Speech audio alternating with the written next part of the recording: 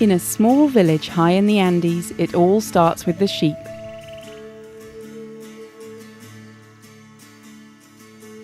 Just one that loses its warm winter wool.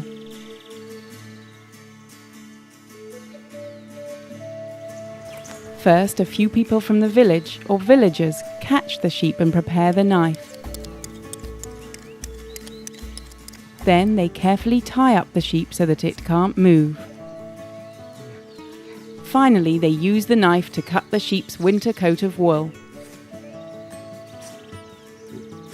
After that, one of the newest and most important industries in Chinchero begins. The methods they use are traditional, but these villagers are part of something new. The wool they're collecting is for a new and different business, a weavers' cooperative that the women here manage.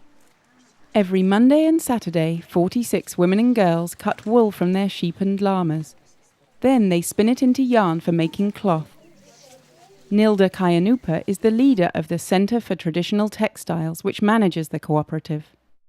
Any of my age in my town was learning to weave, so it was kind of sad that the weaving was disappearing. So because that, my dream was that the younger generation should learn so the weaving won't die. Nilda grew up in the Andean countryside, where many of the men are farmers. Chinchero is a farming village. We are the best. I'm not saying because I'm from this village, but we are best producers of the potatoes and many beans like quinoa, barley.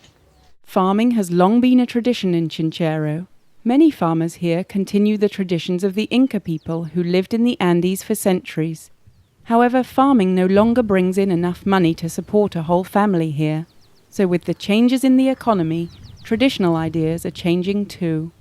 Until now, it's always been the men who have farmed and the women have cooked and cared for the children. They have also taken wool from the sheep and woven it into cloth. It's this weaving that's now becoming more and more important. Nilda says that these women weavers are becoming the main economic supporters of the family. As an example, she tells of one woman whose husband has started helping with the sheep. She explains that this wasn't very common in the past. Men only farmed the land and didn't help with weaving. But today this group of the ladies, can make not a lot of money, but a reasonable amount of money. Now in Chinchero, weaving isn't just a tradition. It's a way to make money and live well. Weaving has also become more important for the culture of Chinchero. It has become a way to make the textile tradition stronger and to keep a part of the past alive. I learned when I was in the 3rd grade of school with very basic weaving. Today I weave blankets, shawls, ponchos, and prepare my own yarn. Older women now teach the younger girls.